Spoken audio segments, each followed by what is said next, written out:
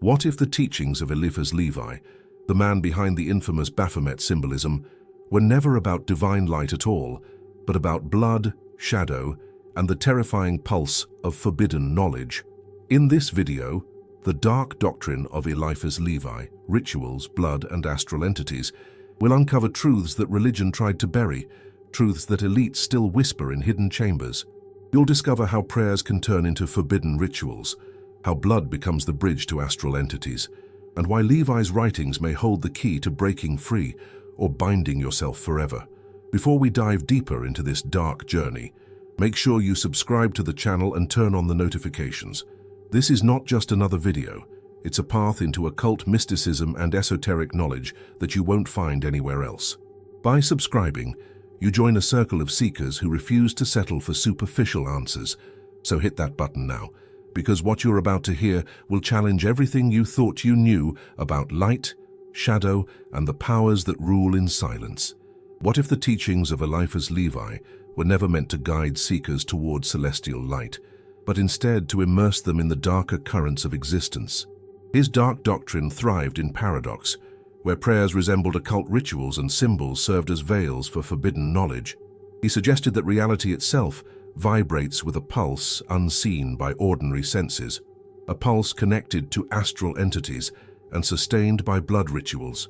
To read his pages without trembling is nearly impossible, for they reveal a secret doctrine not spoken in churches, but whispered in the hidden chambers of the soul.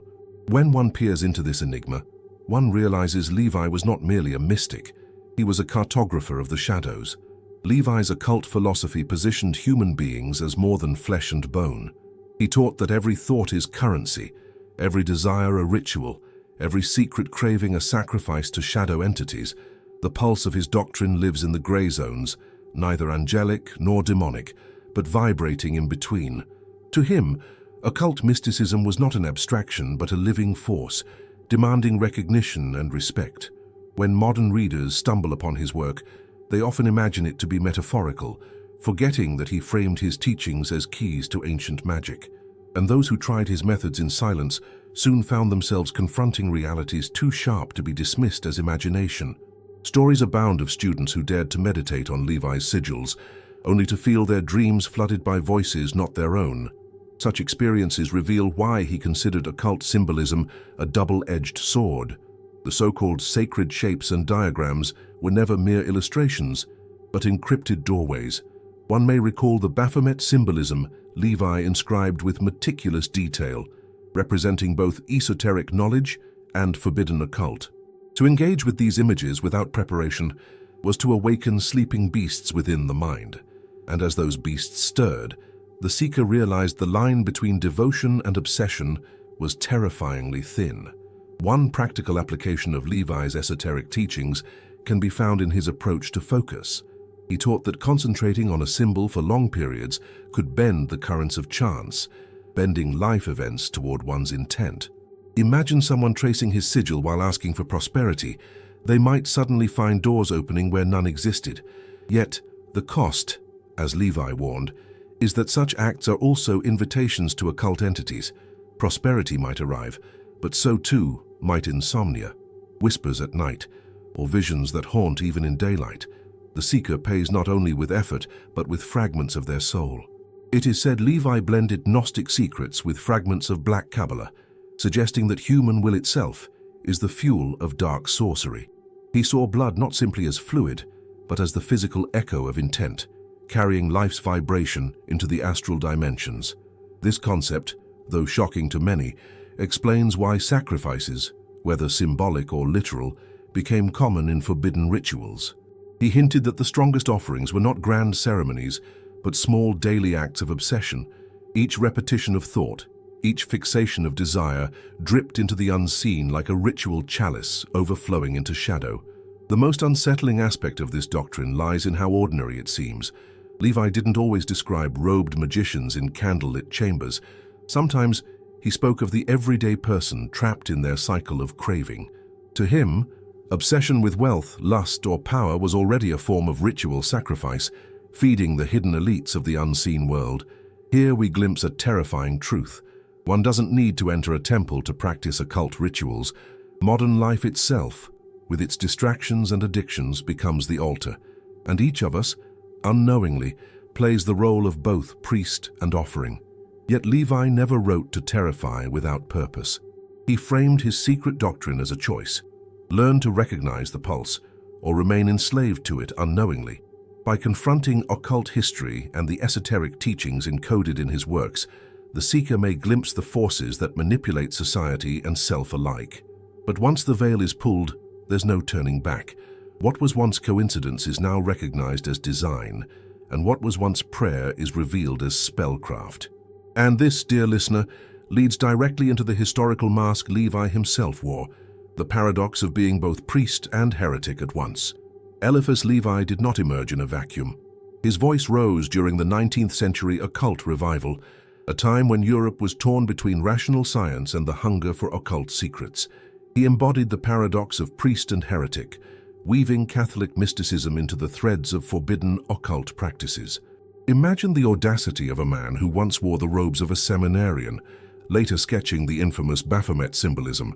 He didn't abandon faith, he inverted it, transforming hymns into occult rituals and scripture into hidden codes. The brilliance of Levi was his ability to make forbidden knowledge sound familiar, as if one had always known it deep within. To understand his occult doctrine, one must see how he blended esoteric knowledge from Christian liturgy with the shadows of Black Kabbalah. Levi realized that symbols like the cross, the chalice, or the angelic names could serve double purposes. In the church, they were signs of light. In his doctrine, they became gateways into astral dimensions. This duality made him controversial, adored by seekers of occult mysticism and condemned by those guarding tradition. He wasn't just teaching, he was challenging the monopoly of sacred authority, and by doing so, he positioned himself as both insider and outlaw in the same breath. It's fascinating how he crafted his image as the magus, masking his forbidden path behind the respectability of a scholar. His writings on occult history read like philosophy, yet within them were subtle hints of ritual magic. He spoke the language of the church to cloak dark sorcery. A prayer could be read as devotion or as incantation. A hymn could be worship or evocation. This is why Levi's presence unsettled both priests and rationalists alike. Neither side could fully claim him, nor dismiss him.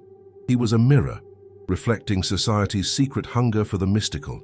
Practical seekers today can feel the echo of his synthesis. Consider someone lighting a candle in a cathedral. To the priest, it's an act of faith. To Levi, it might also be a subtle occult ritual, a bridge where flame meets intention and whispers into the astral entities. He taught that the line between religion and sorcery is razor thin, and most people cross it unknowingly. The key, according to him, lies in awareness. Once you see the hidden mechanics behind devotion, you realize you've been practicing fragments of ritual magic all along. The mask falls, and the forbidden face reveals itself. Levi's genius was in his courage to weave Gnostic secrets into Christian garments. He dared to suggest that beneath every sacrament lay a forbidden ritual, beneath every prayer, a hidden spell. His ability to encode occult symbolism in common gestures is why his writings still resonate. People who feel torn between tradition and rebellion often find themselves reflected in his paradox. He shows that one can be both believer and transgressor, faithful and defiant, without contradiction. This is the tension that makes his doctrine timeless and his mask so difficult to remove. Yet, with masks come dangers. Levi warned that playing both roles, priest and sorcerer, invites both blessings and curses. One who dares to touch both realms may channel light in the morning and shadows at night. This duality becomes the essence of occult mysticism, the realization that symbols do not belong to one side alone. They belong to the current that flows beneath reality itself. And so, Levi's personal struggle mirrors the seeker's struggle today, how to walk the thin line without falling into obsession. This is not history alone. It is a warning etched in fire. Through this mask, Levi left us a living paradox: faith as rebellion, rebellion as faith.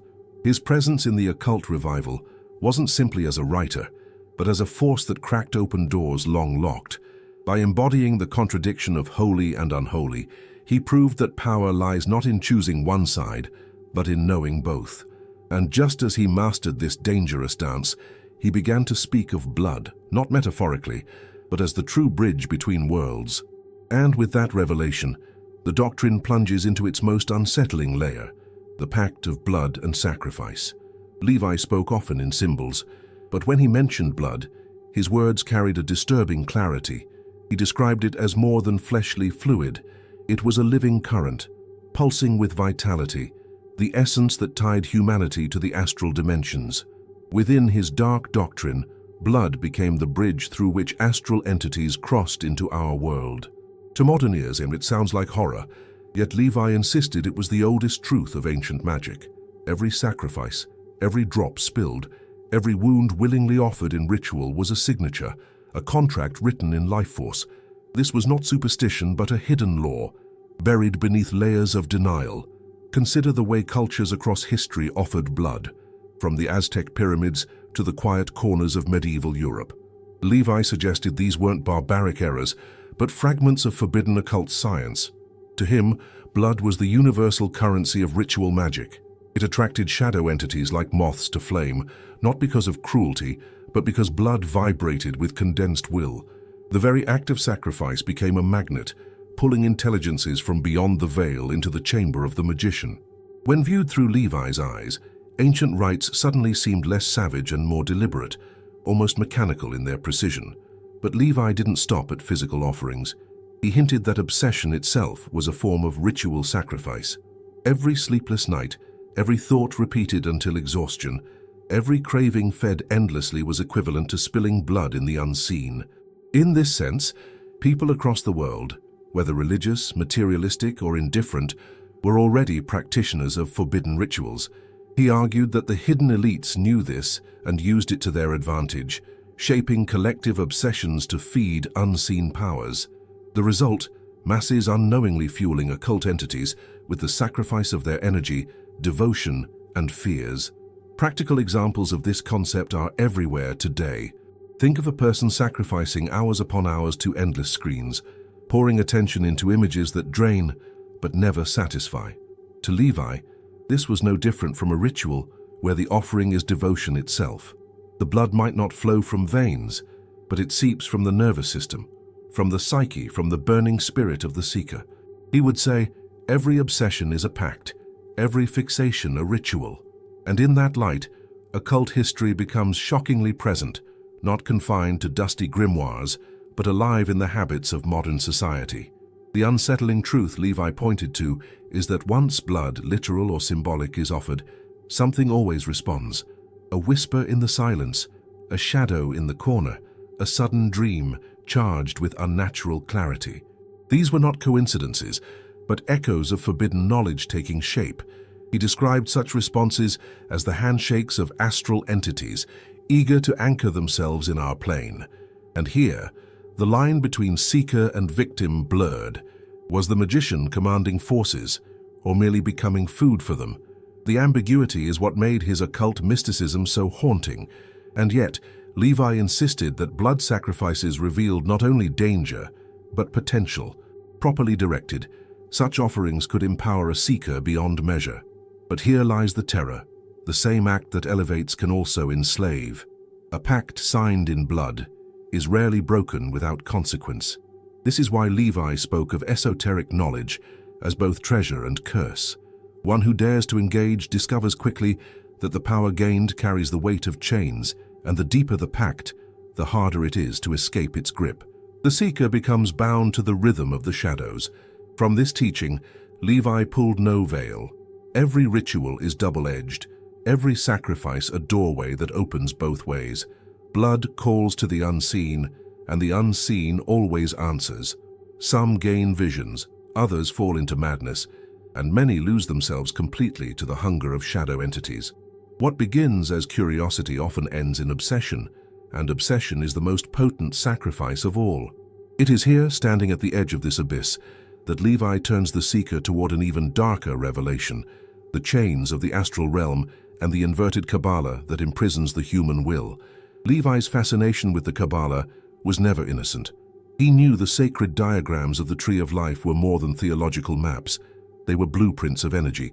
Yet, in his dark doctrine, he whispered of their shadow side, an inversion where harmony gave way to prisons. He suggested that when the Sephiroth are turned upside down, they become cages, each sphere trapping fragments of human will. These chains bind not with metal, but with obsession, fear, and desire. In this inverted system, shadow entities feed upon those energies, perpetuating cycles of weakness. The seeker discovers that even ascent can become captivity if pursued blindly. This idea may sound abstract, but think of it like addiction. In the upright tree, devotion uplifts. In the inverted tree, devotion drains. A person repeating the same destructive patterns is like a soul climbing branches that only loop back into the abyss. Levi called this the astral trap, where the more energy you invest, the deeper you descend. It is why occult rituals sometimes leave participants exhausted instead of empowered. The ritual may have succeeded, but its fruits fed others, astral entities hidden behind the veils. And this, Levi hinted, is the cruel brilliance of the inverted tree. The mechanics of this prison fascinated him. Each sephira, when reversed, becomes a mirror darkened. Beauty becomes vanity, wisdom becomes manipulation, strength becomes tyranny. He called this the shadow of occult symbolism, where every noble principle has its corrupted twin. The seeker who gazes too long into these mirrors risks mistaking reflection for truth. To Levi, this wasn't mere allegory, it was a warning. He insisted that countless souls wander these astral labyrinths, tethered by their own desires, unaware that they are food for forces older than humanity. This is the weight of forbidden knowledge, the realization that freedom can be slavery in disguise. To ground this concept, imagine a ritual of ambition. A person performs prayers or chants for success. On the surface, they aim for prosperity. In the astral mirror, that same act binds them to endless hunger. Levi saw in this dynamic the true meaning of ritual sacrifice. It wasn't always about blood flowing on altars. It was about binding human will into loops that kept feeding unseen intelligences. And here lies the paradox. Even success gained through dark sorcery often leaves the seeker emptier, thirstier, unable to escape the cycle. The prison feeds while it pretends to reward. Levi's references to the Black Kabbalah suggested that powerful orders and hidden elites already knew these mechanics. They designed rituals not only for results, but for control. A society trapped in inverted symbolism becomes predictable, its collective energy easily harvested. Rituals of state, rituals of religion, even rituals of daily routine could all serve as chains. In this view, the inverted tree was not just personal, it was global. Humanity itself became the sacrifice, and the world its temple. Every sigh, every obsession, every act of blind devotion echoed into the astral lattice, strengthening the prison walls. And yet, Levi also implied that awareness itself is a key. To recognize the inversion is to step outside it, at least momentarily. He urged seekers to study occult history, not to imitate the ancients blindly, but to discern the traps hidden in their symbols. Every ritual carries two currents, one that uplifts, another that enslaves. By knowing this, one might resist the astral chains and redirect energy consciously. But even here, Levi warned, the risk remains, because power gained through recognition can tempt the heart into darker currents. And once desire becomes obsession, the trap resets. It is at this juncture that Levi's doctrine grows most unsettling. He shows us that the very rituals we cherish, the prayers we repeat, the symbols we adore, may serve as locks on our own cage. And if every act has two faces, then no seeker is ever safe from the inversion. The next step, Levi suggests, is to confront this double nature of rituals directly, to understand how every gesture, every prayer, every spell can summon either light or shadow, angel or demon. And so the path leads inevitably to the revelation of the ritual's twofold nature. Levi taught that no ritual is ever innocent. A prayer uttered in devotion may rise to the heavens, but the same words, shifted in intention, can awaken shadow entities. He called this the mirror of occult symbolism. Every gesture, every chant, every sacrament carries a double resonance. The seeker often believes they are calling angels, yet in the hidden currents, demons may respond. This duality is at the heart of his occult doctrine. It explains why so many religious rites resemble ritual magic in form. Light and darkness are not separate languages, but two accents of the same cosmic tongue. This teaching is unsettling because it implies the ordinary believer is already walking the edge of sorcery. Consider lighting a candle. To one it's faith, to another it's forbidden rituals. Levi insisted the act itself doesn't determine the outcome. The astral dimensions do, guided by the purity or corruption of intent. Yet who can say their heart is free from pride, envy, or hidden desire? The seeker's shadow often bleeds into their devotion, twisting prayers into chains. Thus every altar becomes a crossroads, and every symbol, whether of Christ or Baphomet, becomes a gateway. To illustrate, Levi spoke of inversion. A blessing, when reversed, becomes a curse. A hymn chanted with malice becomes a summoning. A gesture of peace, turned in shadow, becomes binding. He argued that this was not blasphemy, but a cult philosophy. The universe itself does not moralize, it responds. And this is why forbidden knowledge is dangerous. It exposes that the line between sacred and profane is far thinner than tradition admits. The same ritual that uplifts a saint can enslave a sorcerer, and sometimes both outcomes happen at once. Power flows wherever focus flows, regardless of moral intent. In practice, Levi offered warnings. He advised seekers never to perform rituals without examining the echo of their desires. To pray for wealth may summon not only opportunity, but also dark sorcery.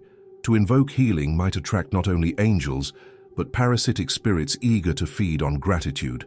This doesn't mean one should abandon devotion, but that awareness is the true safeguard. Rituals are like fire. They warm or they burn, depending on how they're handled. And yet, many ignore this truth, mistaking repetition for safety. Levi's writings cut through that illusion like a blade. Examples abound. A farmer blessing his crops may find abundance, yet his envy toward neighbors turns his words into a hex. A lover praying for fidelity may, through obsession, bind their partner's freedom, awakening forces of control. Levi framed these not as accidents, but as the hidden mechanics of occult mysticism. He wanted seekers to see the weight behind every intention. In this light, the smallest prayer becomes a pact, and the most ordinary chant becomes an invocation. Power is not in the ritual itself, but in the pulse of will that drives it forward. This duality made Levi both revered and feared. His insistence that rituals could never be purely good or purely evil stripped away comforting illusions. He suggested that humanity has always been dancing on the razor's edge of forbidden occult. To him, rituals were mirrors, reflecting both the light of divinity and the hunger of astral entities, and the seeker, standing before the mirror, must confront not only angels or demons, but the darkest corners of their own soul. For it is the shadow within that determines which face of the ritual will answer. And just as the seeker begins to grasp this dangerous truth, Levi unveils the next revelation, the beings themselves. For if rituals are mirrors, then what gazes back is not symbolic, it is alive. The elemental spirits, grotesque watchers and shadowed angels he described, were not metaphors but real presences. They hunger for thought, devotion and blood, waiting at the edge of ritual mirrors to step through. And so the journey continues into Levi's vision of astral entities, the true inhabitants of the Doctrine's hidden chambers. Levi described the unseen not as empty silence, but as a world crowded with presences. He wrote of astral entities that hovered at the edge of perception, elementals born from the four elements, shadow entities dwelling in forgotten corners, grotesque spirits shaped by human obsession. These were not poetic metaphors, they were living intelligences hungry for contact. To engage with occult rituals was to open the door to them, whether knowingly or not. Levi's esoteric teachings framed these beings as mirrors of human thought, yet independent enough to act with their own will. And once invited, they rarely left quietly. He insisted that prayers, chants, and even stray thoughts could feed these entities. A sudden fixation, a night of uncontrolled rage, or a desperate plea in solitude, all became offerings. To Levi, this was the secret behind hauntings and visions described across occult history. Spirits did not simply appear, they were sustained by human vitality, and here lies the core of his forbidden knowledge. We are both creators and victims of the beings we attract. Through ritual sacrifice, intentional or accidental, we weave invisible chains that keep these intelligences tethered to our world. Practical seekers can test this concept today. Consider the feeling of entering a room heavy with tension, as though invisible eyes linger in the air. Levi would call this the residue of occult mysticism, entities nourished by repeated conflict or grief. Or think of a house where constant prayers echo daily. He claimed such places brim with spirits of devotion, radiant or vampiric, depending on the quality of intention. The seeker quickly realizes that occult symbolism isn't only in books, it lives in the atmosphere around us, written in emotions, repeated actions, and whispered desires. Levi catalogued these entities in strange hierarchies: aerial spirits feeding on thought, subterranean beings gnawing at fear, watery phantoms shaped from desire, and fiery shades born from wrath. He suggested that these forms align with ancient magic traditions worldwide. They are not uniform but adaptive, reflecting the cultures and obsessions that summon them. This is why a demon in one land may appear as an angel in another, different masks of the same astral hunger. Such insights form the backbone of demonology explained, but Levi wrapped them in warnings. Fascination too easily becomes entrapment. He even claimed that the grotesque visions reported during trances, dreams, or states induced by substances resembled encounters with these beings. Some modern seekers might call it hallucination, but Levi framed it as contact with astral dimensions.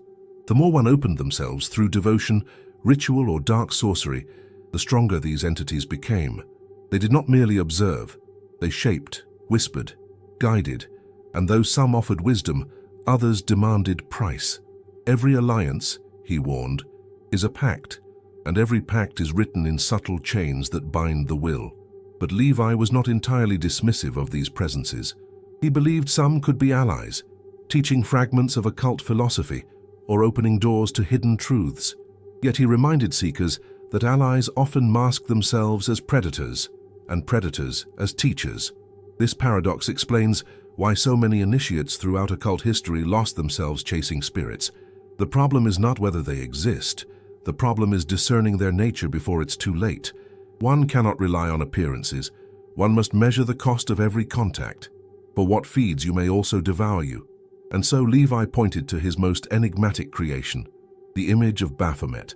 To him, this was not merely an illustration, but a cipher, a seal of power representing the entire spectrum of astral forces, angelic and demonic, human and inhuman, blood and fire. In that symbol, he encoded the very balance of forbidden occult. If one truly wished to understand how to navigate astral entities, they had to face the Baphomet symbolism head-on. And with that, the doctrine moves into its most infamous and mysterious revelation, the Mask of Baphomet, Levi's seal of power. When Eliphas Levi sketched the infamous image of Baphomet, he knew he was sealing his name into occult history. This figure, with goat's head and human form, became the most misunderstood symbol in dark esotericism. Levi described it not as a devil, but as a cipher of cosmic balance, where blood, shadow, and fire meet. In this Baphomet symbolism, opposites are fused, male and female, light and darkness, angel and demon. It is the mask behind which the universe hides its duality. To gaze upon it is to confront the paradox of existence itself. Everything sacred carries the shadow of the profane. The image startled both churchmen and occultists alike. For the faithful, it looked like blasphemy. For seekers of forbidden knowledge, it was revelation. Levi used this figure to embody the occult philosophy he had been hinting at, the idea that divinity cannot be understood without shadow, nor shadow without divinity. Thus, Baphomet became the seal of his secret doctrine. It was not meant to frighten, but to initiate, forcing the seeker to abandon simplistic categories of good and evil. What terrified the masses was, to Levi, a mirror of the human soul itself, complete with its contradictions. He emphasized the details, the torch between the horns symbolizing illumination, the wings suggesting astral ascent, the pentagram as the law of will. But he also included breasts, scales, and the Latin word solve et coagula, to dissolve and to bind. These elements were not arbitrary. They encoded esoteric knowledge about transformation, sacrifice, and balance. Levi implied that the true adept could read this cipher as a manual for occult rituals, a map of the astral dimensions.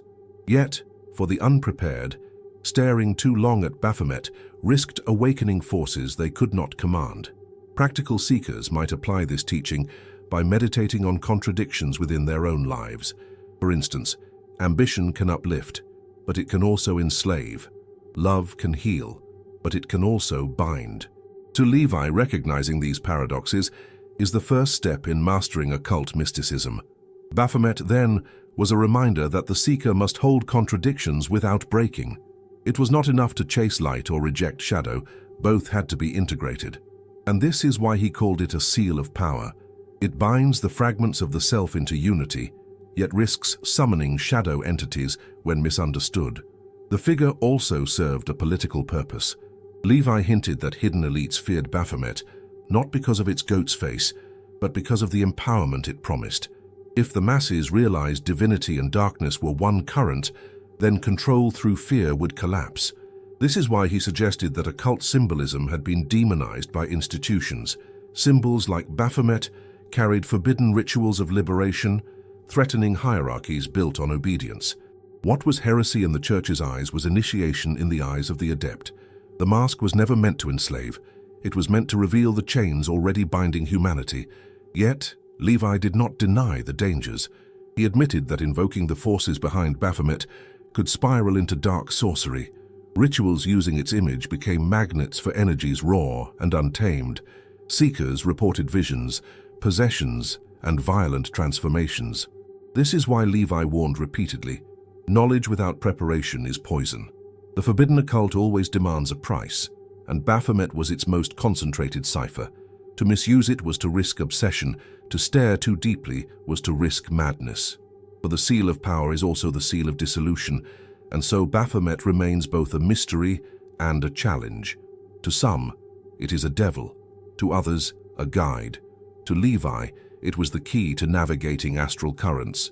Whether one sees balance or blasphemy, the image forces confrontation with truths too raw for comfort, yet once revealed, it cannot be unseen. And this is precisely where Levi's doctrine darkens further. For what happens when the seeker truly touches the invisible? What happens when rituals are no longer symbols, but experiences that corrode the will? Thus, the doctrine now leads us into the consequences of touching the unseen. Levi warned that stepping beyond the veil was never a harmless act. To engage with occult rituals and forbidden knowledge meant touching forces that reshape the soul itself. The seeker who dares to summon astral entities often finds that they are not visitors, but residents, lodging themselves within thought, dream, and desire. What begins as fascination soon becomes fixation. The will weakens, obsessions grow, and the line between choice and compulsion dissolves. In Levi's view, this was the hidden cost of the dark doctrine, power that corrodes as much as it empowers. Stories from occult history echo this truth. A novice calling on shadows for insight may receive visions, yet those visions return nightly until sleep becomes torment. Another, asking for strength, discovers sudden bursts of rage that shatter friendships and leave only regret. These are not punishments, Levi insisted, but natural consequences. Occult symbolism is alive. Once invoked, it acts. And the forbidden rituals that feed shadow entities do not stop when the magician dismisses them. Once invited, they demand. Once tasted, they hunger. This is why obsession itself becomes the most dangerous sacrifice. Levi compared this to intoxication. The first sip thrills, the second enslaves. Ritual intoxicates by granting glimpses of the astral dimensions. But soon, the seeker craves more, and what once felt like control reveals itself as dependency. He described this as the corrosion of will, the transformation of a magician into a vessel. At this point, esoteric knowledge no longer belongs to the seeker. It belongs to the entities that whisper it. Thus, wisdom becomes poison when swallowed without preparation. A doctrine once studied becomes a labyrinth one cannot escape. Consider the modern seeker who experiments with meditation, chancement, or trance states. Levi would not condemn them, but he would warn, know what you call, for it may answer. A chant meant for peace can awaken occult entities that thrive on devotion, draining rather than nourishing. A meditation on power may summon visions, but also chains. These examples reveal the subtlety of occult mysticism. One does not need blood on the altar to bind themselves. Thought and desire are enough, and once bound, the chains are harder to see, for they are woven into the soul itself. He also noted the danger of possession, not as dramatized in films, but as slow erosion. A person obsessed with an idea, a ritual, or a symbol gradually loses balance. Friends notice the shift, though the seeker may feel empowered. They speak of visions, but their eyes grow hollow. They pursue secrets, but abandon the ordinary joys of life. To Levi, this was the silent takeover of shadow entities. No need for violent convulsions. The possession was gradual, polite, and total. And it is this subtlety that makes it all the more perilous. Levi never denied that rewards existed. Some seekers did gain knowledge, influence, or moments of clarity, but he asked, at what cost? To open doors in the astral is to risk never closing them. And the very spirits that deliver insights often demand repayment in devotion, vitality, or sanity. This is the paradox of the forbidden occult. What grants vision also blinds. What empowers also enslaves. To play with these currents is to stand at the threshold of a storm that never stops once invited. Power comes, but so does corrosion. And so, Levi pushed his readers toward an uncomfortable realization. The doctrine does not end in theory. It manifests in obsessions, in nightmares, in lives quietly consumed. And yet, some still choose to walk further, drawn by the promise of deeper secrets.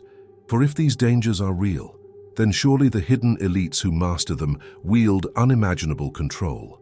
This leads us to the final veil of Levi's legacy, the hidden lodges where blood, sacrifice, and astral entities still converge under the name of power. Levi's writings did not end with him. They became seeds planted in secret orders, sprouting in hidden lodges across Europe and beyond. Whispered among the hidden elites, his dark doctrine was adapted, twisted, and weaponized. Blood offerings, once symbolic, became literal currencies of initiation. Forbidden rituals survived in corridors of power, where secrecy ensured survival. Levi hinted that those who controlled the currents of occult symbolism would also control nations, for societies are bound by the same laws of ritual and sacrifice as individuals. Power is never merely political. It is spiritual, chained to occult mysticism. These elites masked their practices in ceremonies familiar to the public. Coronations, oaths of office, or even financial rituals were dressed in robes of tradition, yet behind them lingered echoes of forbidden knowledge. Levi claimed that such rituals sustained not only human authority, but astral entities eager for collective devotion. This was the true meaning of occult history, the unseen alliance between rulers and spirits. Hidden lodges became feeding grounds, where bloodlines of power mixed with shadow entities to forge a mystical bloodline. Control was not maintained by swords, but by currents of obsession flowing through entire populations. He even suggested that wars, revolutions, and mass events bore the fingerprints of occult rituals. When blood was spilled in great quantities, the veil between worlds thinned, allowing intelligences to anchor themselves more firmly. In this view, history itself became ritual sacrifice on a global stage. The forbidden occult was not confined to secret rooms, but expanded into battlefields and parliaments. Levi dared to say what few admitted, that human suffering often served more than human agendas, and the architects of this suffering were those who had mastered the inversion of ritual. Practical seekers may wonder, how does this affect the individual today? Levi warned that the media, institutions, and even entertainment could act as modern temples. Every repeated symbol, every collective obsession is fuel. To him, addiction to images, slogans, or ideologies functioned like altars. The hidden elites who understood this crafted narratives as carefully as ancient magicians crafted sigils. Thus, even without robes or chants, modern society remains steeped in occult philosophy. The masses unknowingly serve as participants in rituals designed to sustain astral control. This realization carries weight. The line between religion, politics, and sorcery dissolves under Levi's gaze. What is a pledge of allegiance if not a spell of devotion? What is a financial oath if not a pact binding generations? Levi framed these acts as continuations of ritual magic, disguised for the modern eye. And while most laugh off such claims, the persistence of secret societies, bloodline myths, and whispered rites suggests otherwise. Power always cloaks itself in ritual, whether in marble halls or hidden chambers. The doctrine of Levi gave language to what the world prefers not to see. He also implied that the legacy of his secret doctrine ensured continuity. Those who inherited his writings did not merely study them, they enacted them. From Masonic orders to darker circles of occult esotericism, Levi's ideas became blueprints. The Baphomet symbolism etched by his hand found its way into banners, artine, and even architecture, visible to all but understood by few. The elites knew that symbols work subconsciously, bypassing logic to bind devotion. Thus, the survival of his doctrine was not just in books but in stone, ritual, and blood. And so the seeker, realizing the vast scope of this hidden legacy, faces the final abyss. If Levi's dark doctrine continues through elites and entities alike, then what does it mean for the individual who studies it today? Does knowledge liberate, or does it deepen the chains? And at the edge of this realization, Levi leaves us with the most haunting reflection of all, that his doctrine is a mirror, one held before the abyss itself. To gaze into it is to confront whether you will ascend toward clarity or descend into the labyrinth of shadow. Levi's doctrine was never meant to end with tidy conclusions. Instead, he offered a mirror, one that reflects the seeker's own shadow as much as the mysteries of the forbidden occult. To gaze into this mirror is to face uncomfortable truths, that the prayers you whisper, the obsessions you carry, and the symbols you adore may already bind you to unseen forces. The abyss does not reveal demons with horns, but subtle chains woven into daily life. In Levi's dark doctrine, the reflection you see is not only yours, it is the imprint of astral entities feeding on what you ignore. He reminded seekers that every journey inward is also a descent. The abyss is not a place of eternal darkness but of raw exposure, where masks fall away. Levi believed that only by confronting this reflection could one understand the true essence of occult mysticism. Here, occult symbolism ceases to be abstract. It becomes the architecture of your soul. And yet, the deeper one stares, the more the abyss seems to stare back. What you uncover in this reflection may not be what you expect. Sometimes it is strength. Other times it is hunger waiting to devour. Practical examples abound in the lives of seekers. One may begin with harmless curiosity, reading, chanting, meditating, and soon find dreams thick with whispers, obsessions impossible to silence. Another may dismiss rituals, only to realize their daily habits already resemble ritual magic, routines repeated, thoughts sacrificed, desires consumed. Levi would say the abyss reveals itself in the ordinary as much as in the extraordinary. This is why he framed his teachings not as distant myths, but as immediate realities. The mirror is never far. It hides in the rhythm of life itself. The abyss also reflects the collective. Entire societies fall under the sway of occult rituals, though disguised as politics, religion, or culture.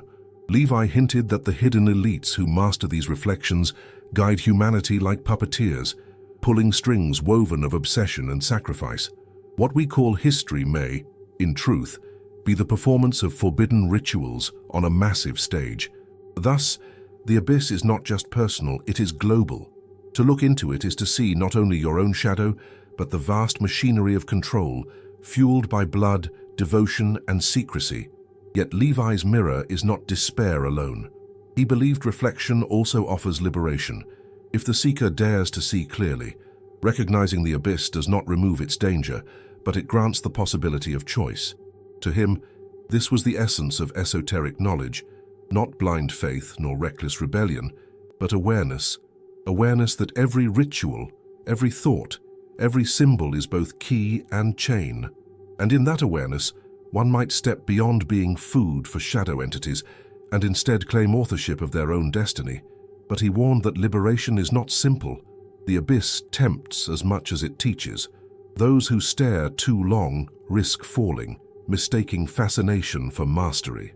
This is why Levi cloaked his secret doctrine in paradoxes. It could never be grasped fully, only approached with humility. The mirror reflects endlessly, showing both divinity and corruption, light and blood.